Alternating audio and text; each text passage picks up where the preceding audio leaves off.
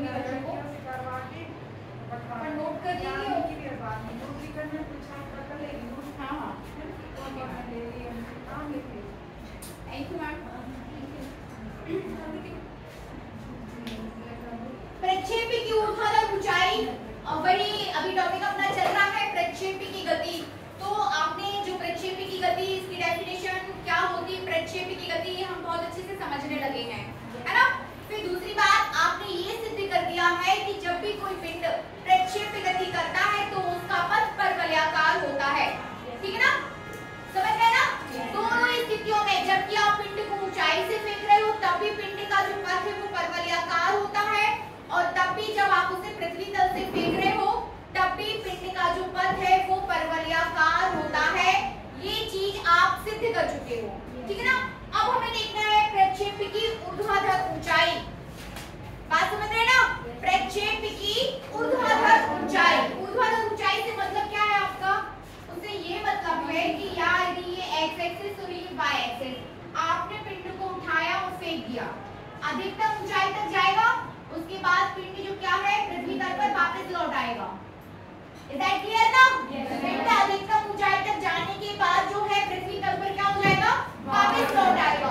तो ये जो अधिकतम ऊंचाई है, ये जो आपकी पिंड की अधिकतम ऊंचाई है या प्रक्षेपी की अधिकतम ऊंचाई है, उसी के लिए आपको व्यंजक निर्मित करना है। Is that clear?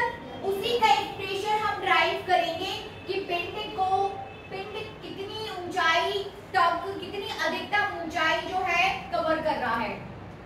समझ आया कि क्या करने वाले हैं हम? हेल्प कीजिए, वर्टिकल हाइट ऑफ प्रोजेक्टाइल या प्रक्षेपी की ऊर्ध्वाधर ऊंचाई, प्रक्षेपी की ऊर्ध्वाधर ऊंचाई नोट करिए, बातचीत नहीं, लिखिए पृथ्वी तल से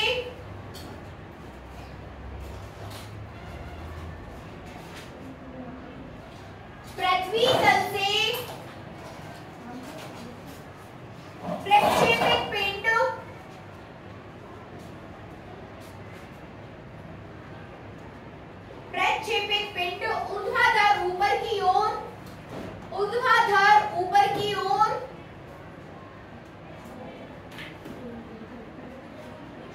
तब तक उठता है, तब तक उठता है जब तक कि उसका अंतिम ऊर्ध्वाधर वेग, अंतिम ऊर्ध्वाधर वेग शून्य नहीं हो जाता, ठीक है ना।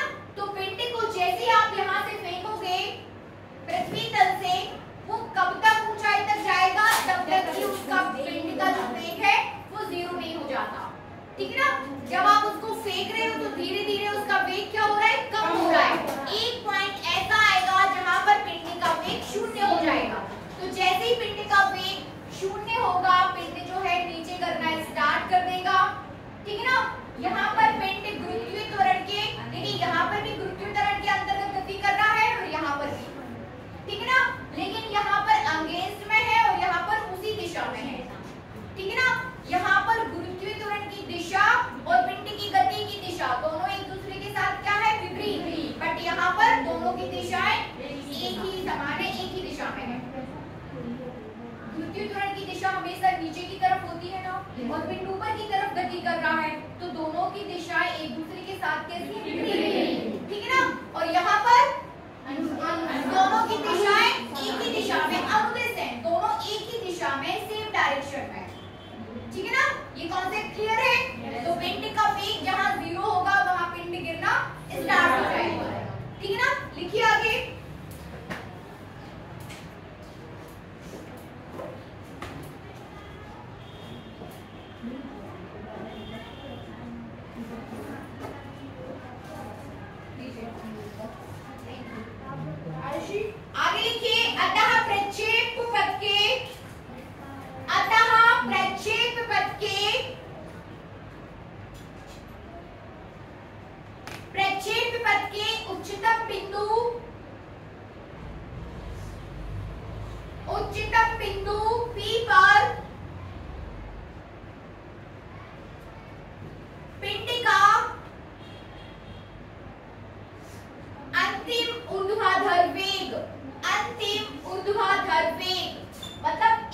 पॉइंट पर वेग की बात की जा रही है, ठीक है ना। तो अंतिम ऊर्ध्वाधर वेग Vy इक्वल्स टू किरण Vy इक्वल्स टू 0, ठीक है ना। अंतिम ऊर्ध्वाधर वेग Vy इक्वल्स टू 0। आगे लिखिए, माना उच्चतम बिंदु P की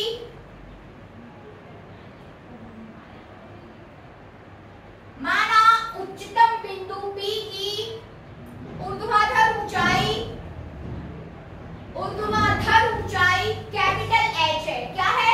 कैपिटल H। माना बिंदु P की ऊर्ध्वाधर ऊंचाई कैपिटल H है।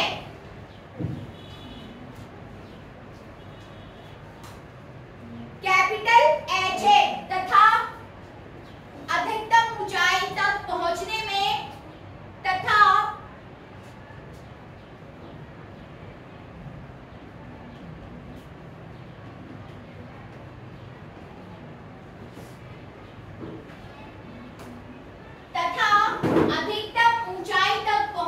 में पिंड को स्मॉल t समय लगता है। कितना समय लगता है?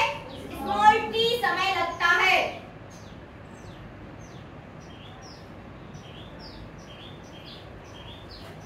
तो y बराबर h, ठीक है ना। इसकी बात कर रहे हैं आप, जबकि पिंड यहां पर है। y बराबर क्या हो जाएगा? h। a y बराबर क्या हो जाएगा? g माइनस g, ठीक है ना। a y बराबर माइनस g। और क्या ले सकते हैं हम? a y बराबर माइनस g। आगे लिखिए, तथा प्रारंभिक वेग u y बराबर, ठीक है ना। तथा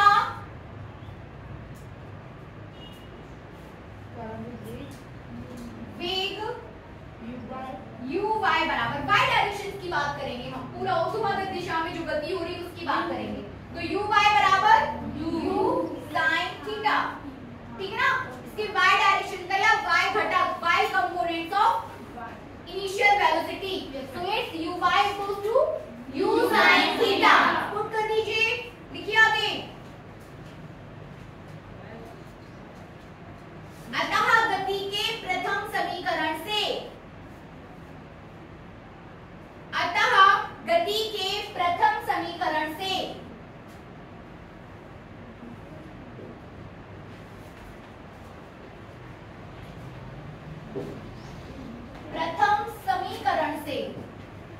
गति का प्रथम समीकरण बताइए।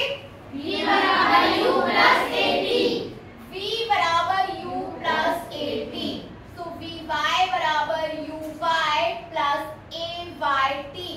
पुट कर दीजिए सभी की वैल्यूज, ठीक ना। ये गति का प्रथम समीकरण है, v बराबर u प्लस at।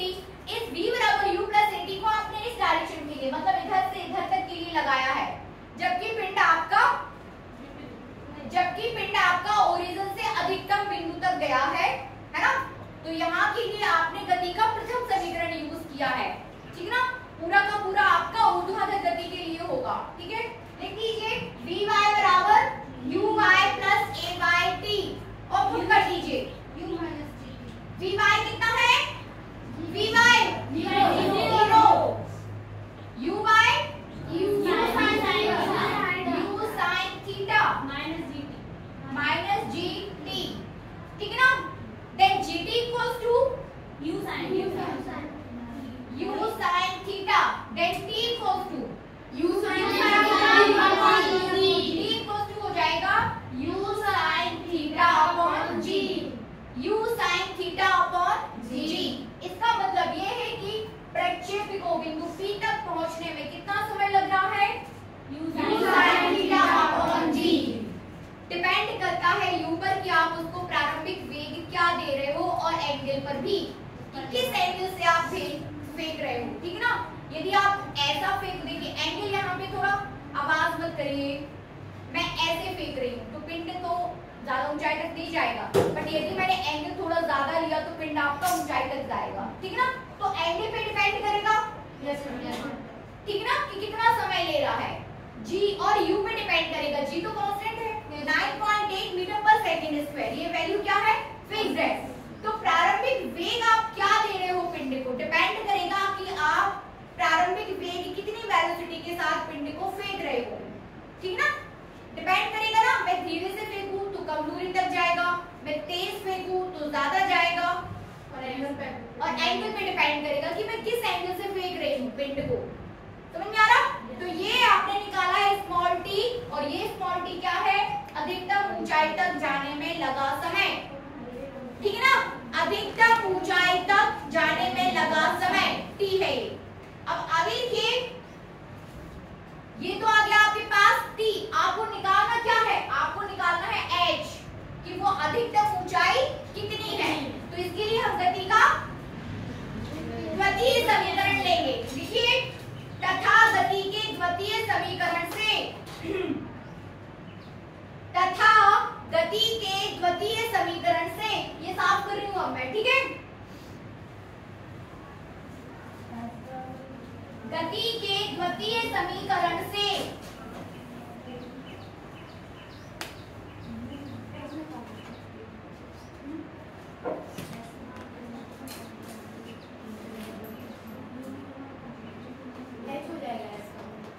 गति के द्वितीय समीकरण से, गति का द्वितीय समीकरण क्या है, सबसे पहले अपन गति का द्वितीय, देखो इजी काम, इजी फॉर्म में लेके चलते हैं। आपको द्वितीय समीकरण लेना है तो द्वितीय समीकरण सावधानी से लिख लो कि क्या है, ठीक ना। द्वितीय समीकरण क्या है, ये बात हम समझ गए कि ये है। अब आपको ये द्वितीय समीकरण कहाँ लगाना है, पॉइंट O टू P के बीच, ठीक है ना। तो पॉइंट O टू P के बीच आपको ऊर्ध्वाधर गति में, ऊर्ध्वाधर गति में विस्थापन क्या हो जाएगा, y, ठीक है ना, y, u y sin theta,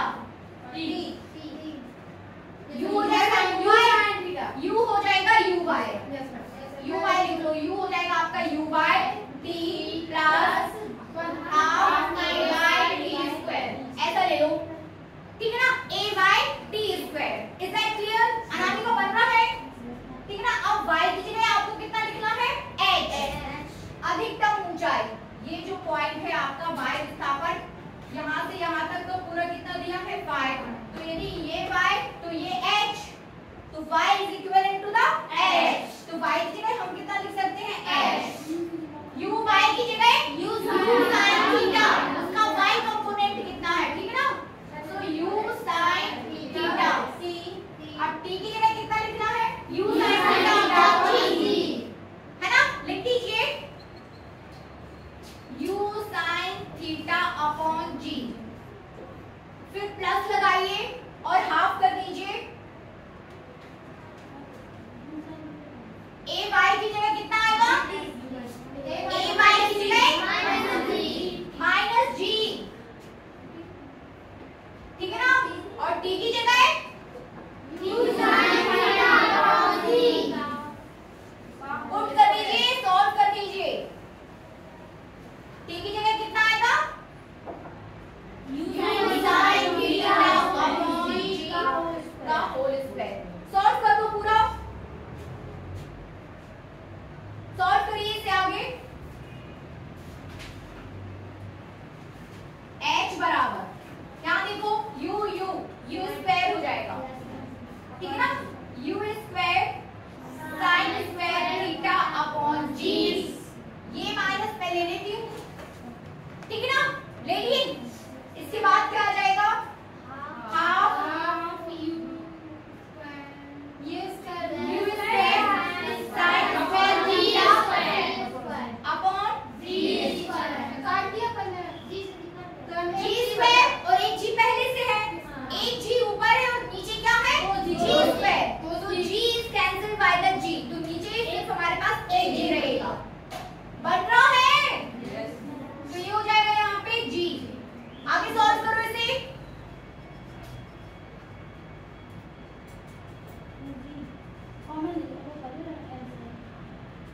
solve करिए और बताइए कितना आया।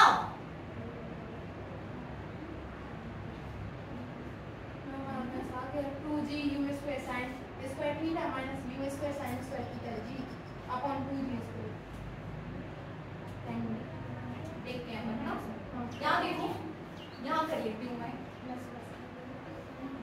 यहाँ देखिए h, यदि मुझे कॉमन लेना हो तो मैं क्या ले सकती हूँ, u square sin square theta upon g ले लें, u square sin square theta upon g, तो अंदर क्या बचेगा,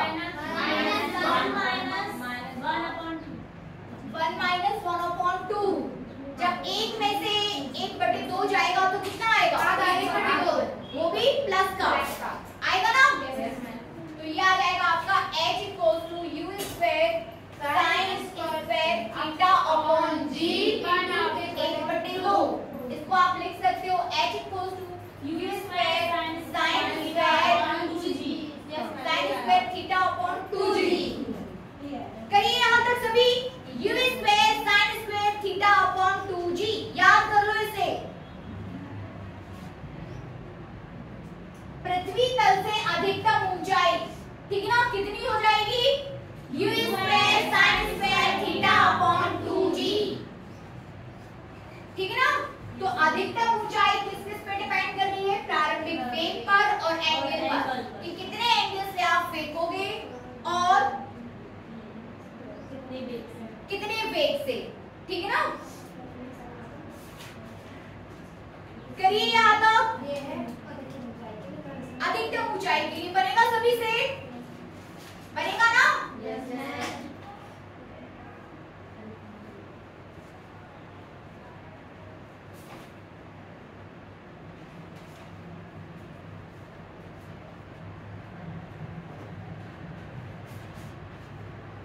बनेगा। किसी को भी कहीं भी कोई भी प्रॉब्लम है, कहीं से नहीं समझ आया है, तो मैं आपको मौका देती हूँ कि आप मुझसे क्वेश्चंस करें। कहीं भी कोई भी कॉन्सेप्ट, कोई भी जोड़ना घटाना, कहीं भी कुछ भी नहीं समझ आया है तो आप प्लीज हमसे क्वेश्चंस करिए, उसके बाद हम आगे बढ़ते हैं। बन रहा है सभी से, ay बराबर माइनस जी इसलिए है क्योंकि जब पिंड आपका ऊपर की ओर जा रहा है, जब एक स्थिति है कि पिंड नीचे गिर रहा है, तो पिंड की गति की दिशा या उसके वेग की दिशा और पिंड की त्वरण की दिशा दोनों क्या है, एक ही दिशा में। जिस दिशा में पिंड गति कर रहा है और उसी दिशा में पिंड का त्वरण भी है, ठीक है ना। गुरुत्वीय त्वरण के अंतर्गत गति कर रहा है और उसकी दिशा पृथ्वी की ओर होती है, तो इसलिए यहाँ पर पॉजिटिव है। लेकिन जब पिंड ऊंचाई पर आप ऐसे फेंक रहे हो, मतलब नीचे से ऊपर की तरफ जा रहा है, तब पिंड की दिशा और गुरुत्वीय त्वरण की दिशा दोनों एक दूसरे के साथ विपरीत है। पिंड ऊपर की तरफ गति कर रहा है और पिंड के या फिर गुरुत्वीय त्वरण की दिशा नीचे की तरफ है, तो इसलिए दोनों की दिशाएं दिखाने के लिए आप एक को माइनस ले लेते हो, इसलिए ऊपर की साइड को माइनस होता जाएगा ना। हाँ, जब आप अगेंस्ट में गति कर रहे हो ना, इज दैट क्लियर ना, तो पूरा क्लियर है। ये एक्सप्रेशन याद कर लो, h equals to u square sin square theta by 2g बनेगा। आगे लिखिए, पहले तो अपन इसको ले लेते हैं कि अपने पास क्या आ गया है, h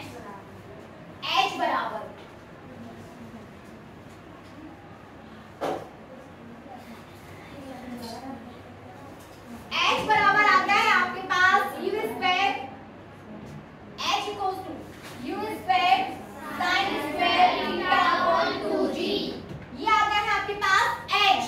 देखिए इसमें थोड़ा सा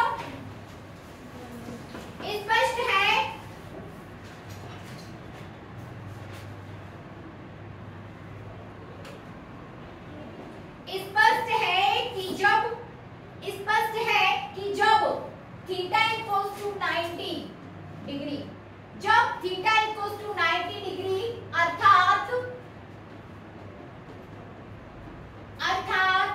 पिंड को ऊर्ध्वाधर दिशा की तरफ, ऊर्ध्वाधर दिशा में, अर्थात पिंड को किसमें, ऊर्ध्वाधर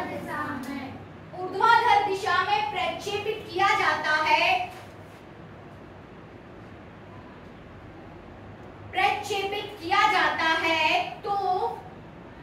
तो अर्थात पिंड को आप क्या कर रहे हो, यदि थीटा इक्वल्स टू 90, ठीक ना, अर्थात ऊर्ध्वाधर दिशा में प्रक्षेपित कर दिया तो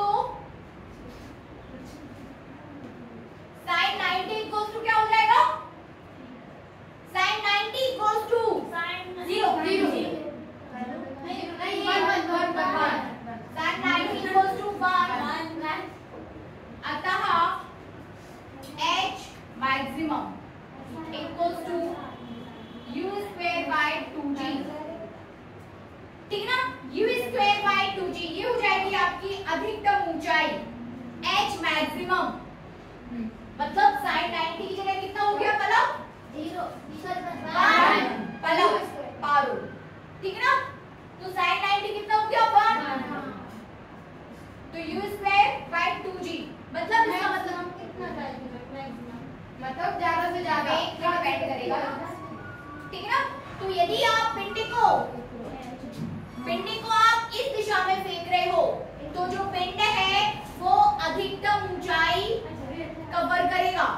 यदि आप किसी एंगल से मतलब पिंड को यदि आप 90 डिग्री पर फेंक रहे हो तो पिंड जो है आपका अधिकतम ऊंचाई कवर करेगा। ठीक ना, as comparison to other angles. ठीक ना, आप 40 पे फेंक दो, 60 पे भेज दो, बट यदि आप 90 पे भेजते हो तो वो अधिकतम ऊंचाई तक जाएगा। मतलब उस कंडीशन में देखिए आप पिंडी को 40 के वेग से फेंक रहे हो। 3 कंडीशन से भाई साफ कर दूं।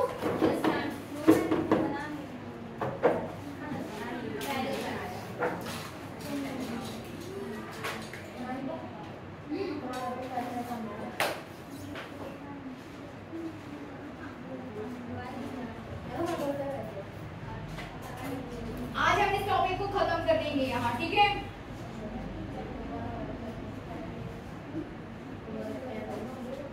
बातचीत मत करिए। हो गया? ठीक है,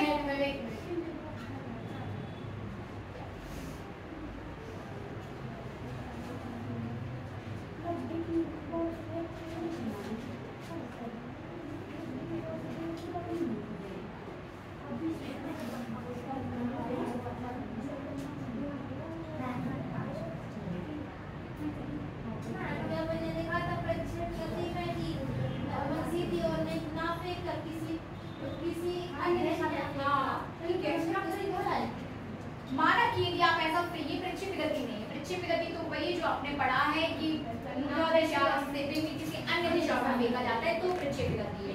बट आपने कंडीशन निकाली है, तो कंडीशन निकाली किसकी कि कब पिंड किस एंगल्स पर फेंके तो पिंड अधिकतम ऊंचाई तक जाएगा। सबसे ऊंचा जाएगा। ठीक ना, ऊंचाई सबसे जाएगी। ठीक ना, ये साफ कर दो।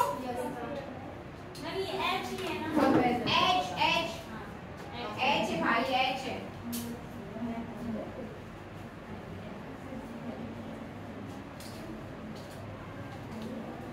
यहाँ देखिए आपके पास क्या है, कोई पिंड है, पिंड को ही प्रक्षेप्य बोला रहा है यहाँ पर। ठीक है ना, पिंड को ही क्या बोलते हैं? तो आपके पास क्या है, कोई पिंड।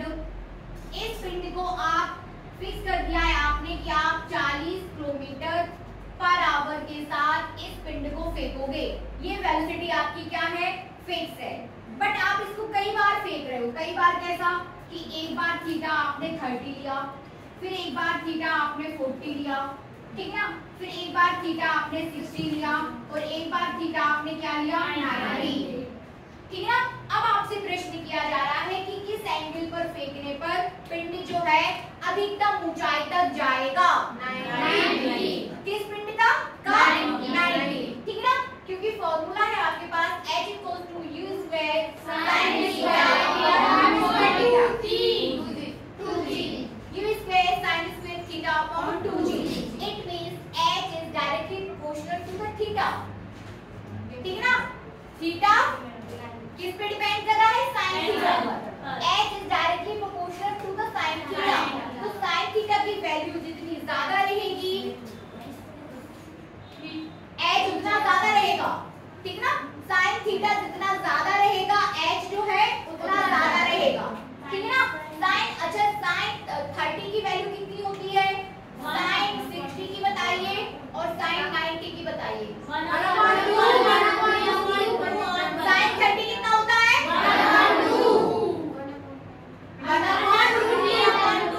1/2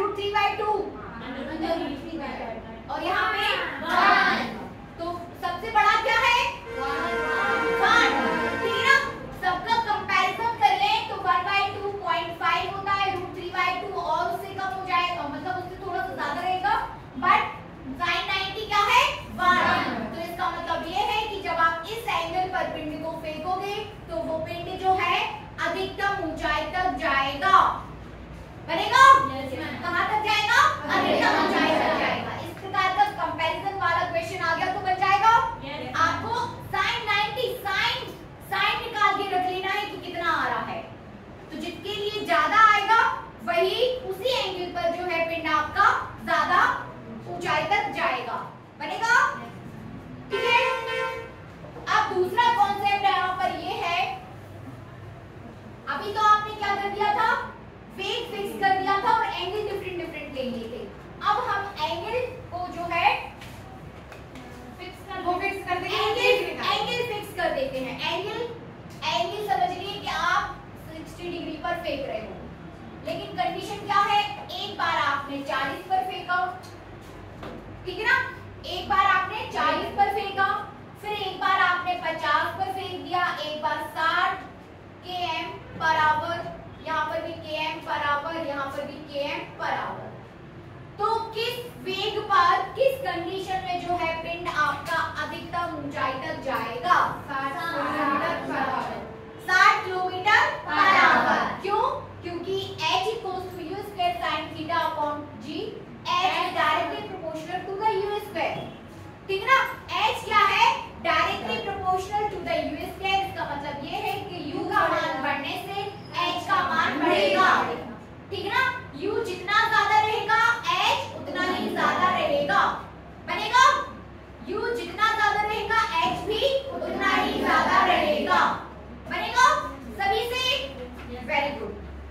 अब हेडिंग दीजिए प्रक्षेपिका उड्डयन काल। प्रक्षेपिका उड्डयन काल, टाइम ऑफ फ्लाइट। प्रक्षेपिका उड्डयन काल, उड्डयन मैं लिख देती हूँ ना, ये साफ कर दूं?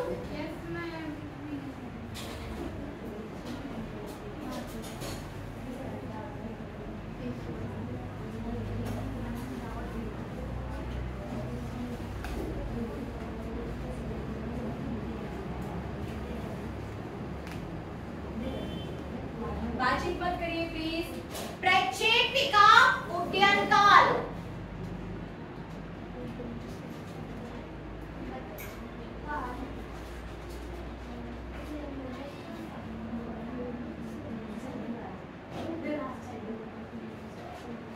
ठीक है ना? टाइम ऑफ फ्लाइट इंग्लिश में बोल देंगे टाइम ऑफ फ्लाइट, मतलब टाइम ऑफ फ्लाइट, फ्लाइट मतलब उड़ना, ठीक है ना? हाँ, वेरी गुड। क्या देखिए,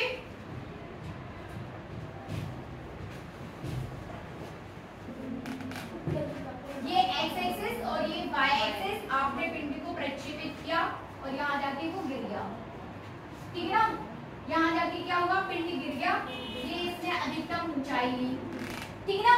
तो पिंड को फेंकने से अधिकतम ऊंचाई तक और अधिकतम ऊंचाई से पुनः पृथ्वी तक वापस लौटने में लिया गया समय, जो समय पिंड लेगा, आप ऊंचाई तक गए, ऊंचाई से फिर पृथ्वी तक वापस आए, तो इतना पूरा काम होने में जितना समय लगेगा वो क्या हो जाएगा?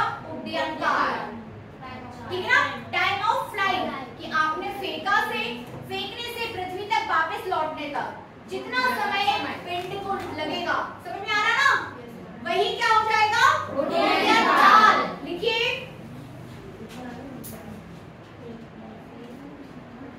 प्रक्षेपण बिंदु से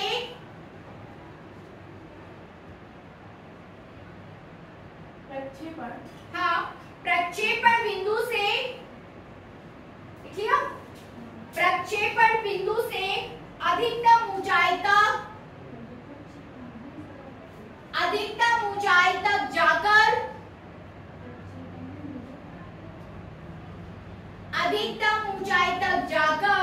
पुनः उसी तल में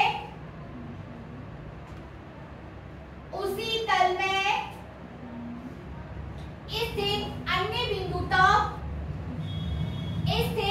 अन्य बिंदु तक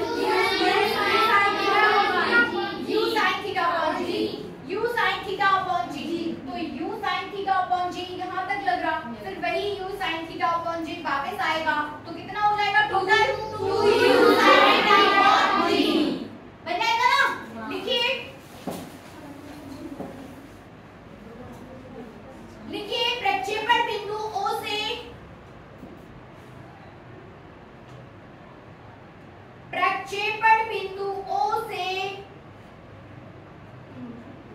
उच्चतम बिंदु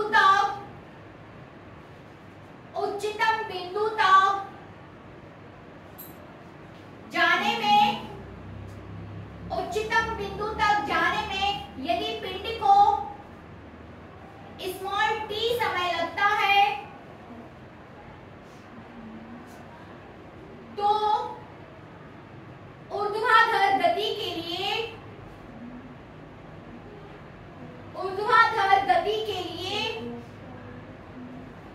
uy equals to u sin theta, ठीक है ना, uy equals to u sin theta, त्वरण ay equals to minus g, त्वरण ay equals to minus g, ठीक है ना, त्वरण ay equals to minus g तथा अंतिम वेग vy equals to 0, अंतिम वेग vy equals to 0। तब गति के प्रथम समीकरण से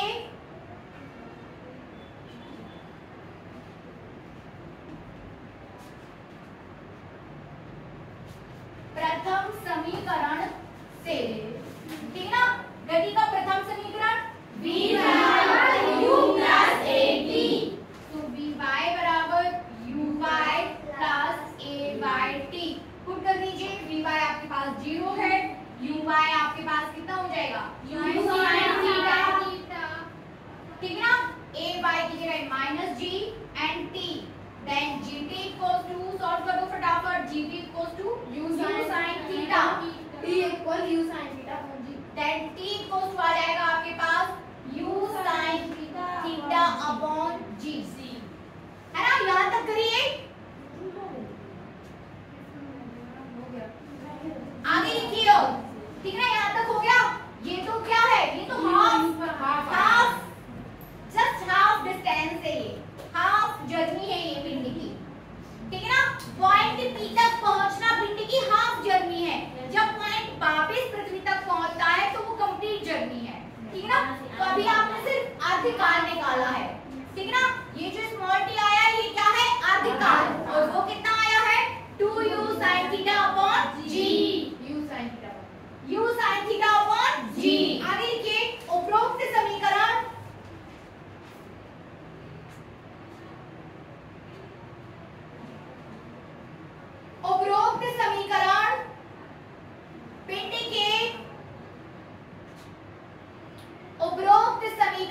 पिंड के प्रक्षेपण बिंदु O से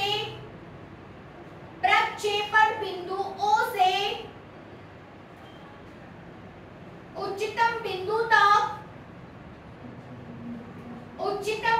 तक जाने में लगा समय है, ठीक है ना, प्रक्षेपण बिंदु O से अधिकतम ऊंचाई तक जाने में लगा समय है, ठीक कितना ही समय जल्दी जल्दी लिखो, ठीक कितना ही समय उच्चतम बिंदु से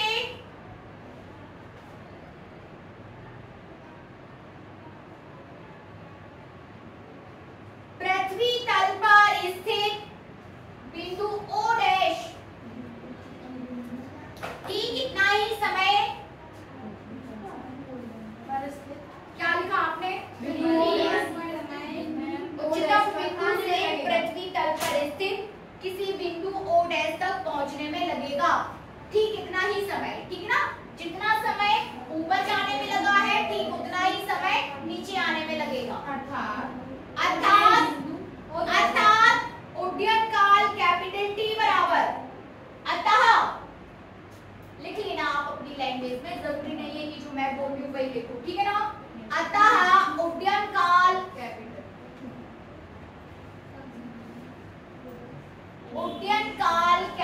T बराबर 2t, क्या हो जाएगा 2t, दोगुना समय ना, ठीक है ना, 2t, so t equal u sin theta upon g, theta upon g. ये हो जाएगा आपके पास कैपिटल टी उड्डयन काल। जल्दी करो।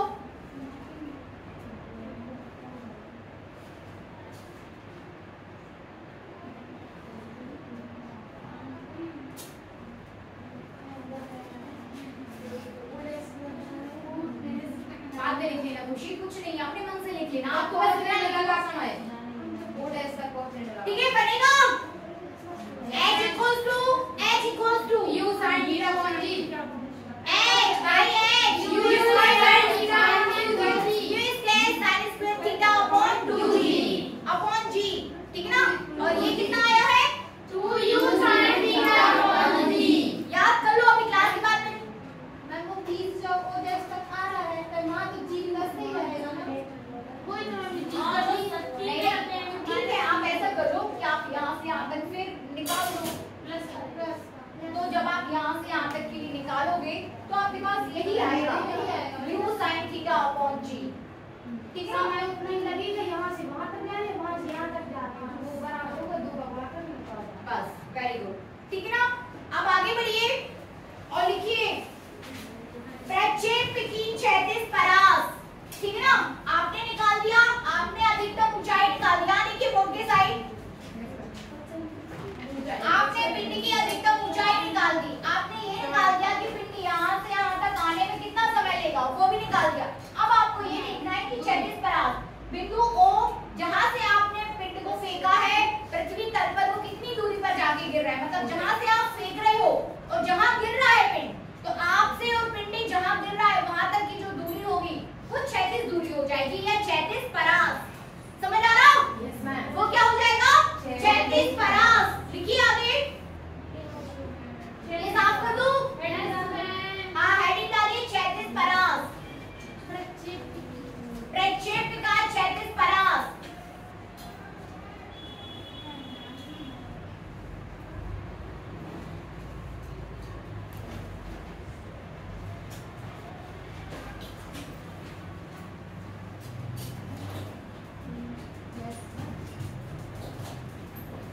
ठीक है ना?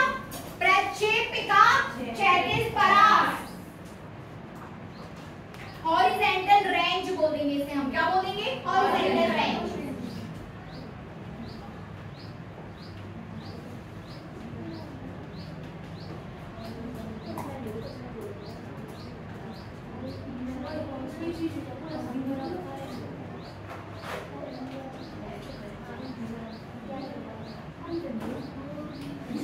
प्लीज बात मत करिए।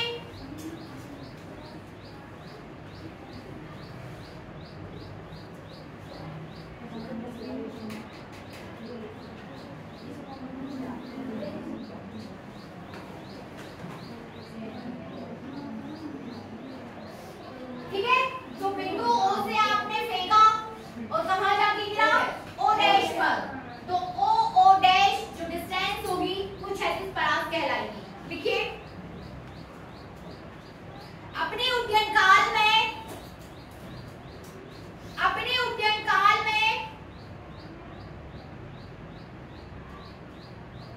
पिंड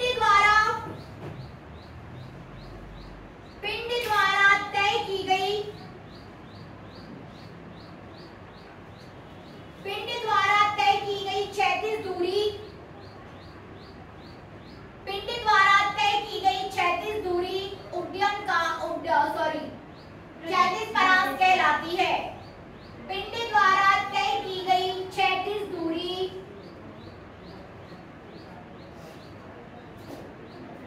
प्रक्षेप की क्षैतिज परास कहलाती है। आगे लिखिए, यदि क्षैतिज परास कैपिटल R है, ठीक है ना? क्या लेके चल रहे हो आप? यदि क्षैतिज परास कैपिटल R है, क्या है? कैपिटल R है, तो क्षैतिज गति के लिए अब जो भी कॉन्सेप्ट आप यहाँ पे लोगे वो किसका होगा? क्षैतिज गति का। ठीक है ना? पिंड किस पे गति कर रहा है आप? क्षैतिज गति में। तो क्षैतिज गति के लिए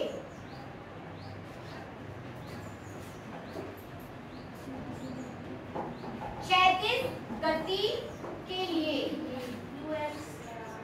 सबसे पहले लिखिए ax बराबर क्या हो जाएगा? 0। Very good. ax बराबर 0 होगा। क्षैतिज जो त्वरण है वो क्या हो जाएगा? 0। आगे लिखिए प्रारंभिक वेग ux बराबर प्रारंभिक वेग प्रारंभिक वेग ux बराबर u cos theta. Very good, u cos theta. ठीक ना, समझने लगे आप चीजों को। ये क्षैतिज का जो भी आप कॉन्सेप्ट यहाँ पे लोगे वो क्षैतिज का ही लेंगे। क्षैतिज में त्वरण कितना है, क्षैतिज में प्रारंभिक वेग कितना है, ठीक ना, और क्षैतिज में समय कितना है, t स्मॉल t कितना है, t। पिंडी को यहाँ तक पूरा उद्यन काल कितना निकाला अपन ने? 2u sin theta upon g। ठीक ना, 2u sin theta upon g आपने निकाला ना कि पिंड जो है अपने उद्यन काल में जितनी क्षैतिज दूरी तय करता है, अपने उद्यन काल में जितनी दूरी तय करता है, कैपिटल टी लिख लो, कोई दिक्कत नहीं उससे, ठीक ना, जितनी दूरी तय करता है वही उसका उद्यन काल हो, सॉरी वही उसका क्षैतिज दूरी हो जाती है। ठीक है, तो आपके पास क्या है? आपके पास त्वरण है, आपके पास प्रारंभिक वेग है, आपके पास t है, आपको निकालना है क्षैतिज दूरी। इट मींस क्षैतिज विस्थापन। ठीक है ना, इट मींस क्षैतिज विस्थापन o डैश। क्या निकालना है? क्षैतिज विस्थापन। तो लगा दीजिए कौन सा समीकरण, कौन सा समीकरण लगाएं? दूसरा समीकरण लिखिए, अतः गति के द्वितीय समीकरण से बातचीत बिल्कुल मत करिए, गति का द्वितीय समीकरण लगा दो।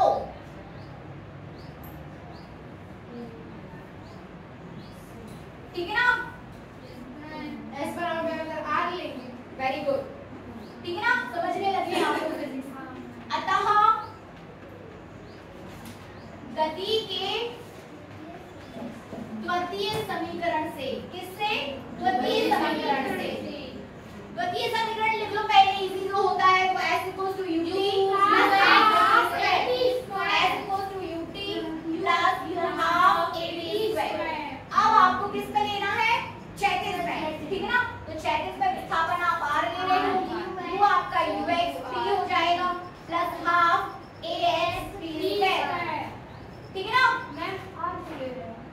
क्षैतिज परास, क्षैतिज विस्थापन, s विस्थापन है ना दूसरी, तो क्षैतिज विस्थापन को वही क्षैतिज परास है, तो क्षैतिज परास डिनोटेड बाय कैपिटल R, देन R इक्वल्स टू आपका हो जाएगा uxt plus half axt square. ux की जगह कितना लेना है? u cos theta, u cos theta, t की जगह 0, 2u ठीक है ना, t की जगह क्या लेना है? 2u sin theta upon g। 2u sin क्या है? 2u पूरा लेना है, 0 से लेके 0 डैश तक t है ना। हां, 2 उद्यन काल है, उद्यन काल है, तो 2u sin theta upon g।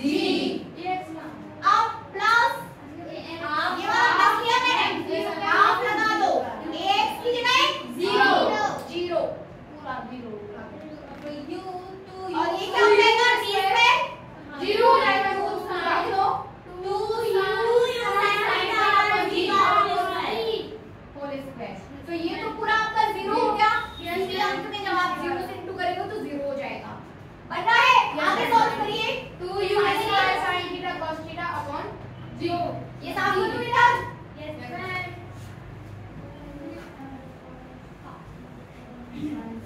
R आ जाएगा आपके पास, कैपिटल R इक्वल्स टू, है ना, कैपिटल R इक्वल्स टू करिए सॉल्व, 2u स्क्वायर,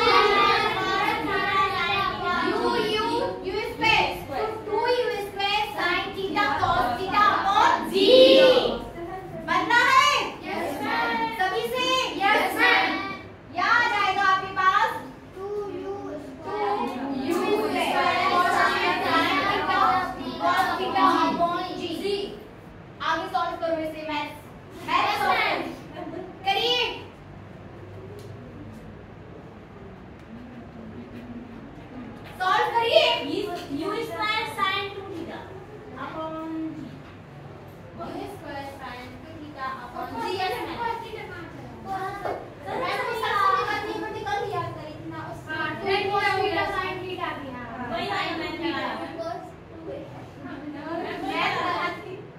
ठीक है ना।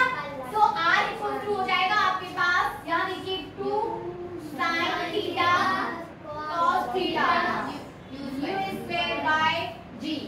अब हम जानते हैं कि क्या जानते हैं हम, 2 sin theta cos theta sin 2 theta. लिख लीजिए सभी बच्चे, लिख लीजिए सर्व सभी का, 2 sin theta cos theta equals to sin 2 theta.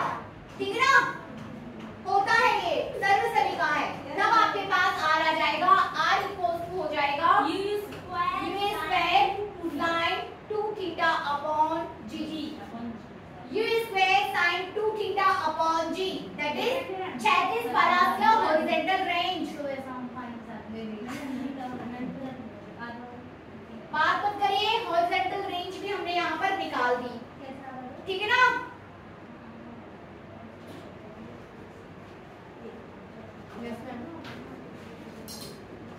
लिखिए आगे, लिखिए इसी में थोड़ा 2 लाइन और लिख लो। समझ पड़ रहा है सभी से? Yes ma'am. ठीक है, लिखिए स्पष्ट है कि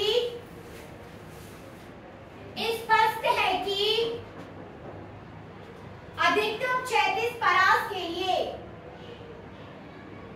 अधिकतम क्षैतिज परास के लिए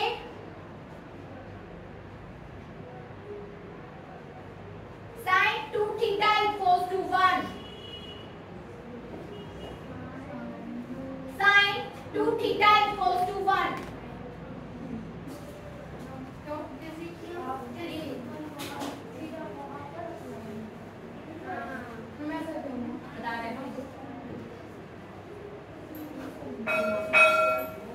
जल्दी से समझिए इसको, r equals to u square sin 2 theta upon g। ठीक है ना, यस मैम। ठीक है ना, तो sin 2 theta equals to 1, it means 2 theta equals to 90, it means theta equals to 45। तो जब आप, यस मैम, जब आप देखिए अधिकतम ऊंचाई, ऊर्ध्वाधर अधिकतम ऊंचाई के लिए आप थीटा 90 ले रहे हो, लेकिन आप चाहते हो कुछ चौड़ाई आपकी जो है या क्षैतिज है अधिकतम दूरी तक जाए पिंड, तो आपके पास थीटा कितना हो चाहिए, 45। याद करो इसको, समझ में आ गया कैसे आया है ना। तो थीटा कितना हो जाएगा, 45। देखिए अर्थात पिंड को क्षैतिज से, अर्थात पिंड को क्षैतिज से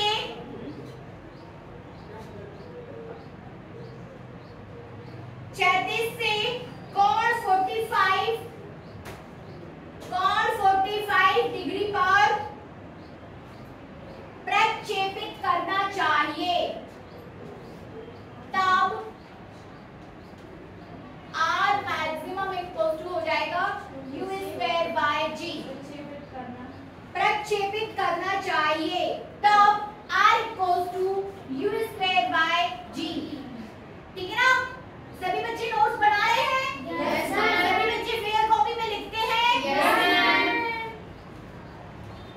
कल आपसे आज हमने जो पढ़ा, मतलब अभी तक प्रक्षेप गति का उड्डयन काल, प्रक्षेप गति में अधिकतम ऊंचाई और प्रक्षेप गति में अधिकतम जो क्षैतिज परास है, उन सभी के फॉर्मूले आपको याद करके आना है। Yes ma'am. ठीक है ना, उससे रिलेटेड आपसे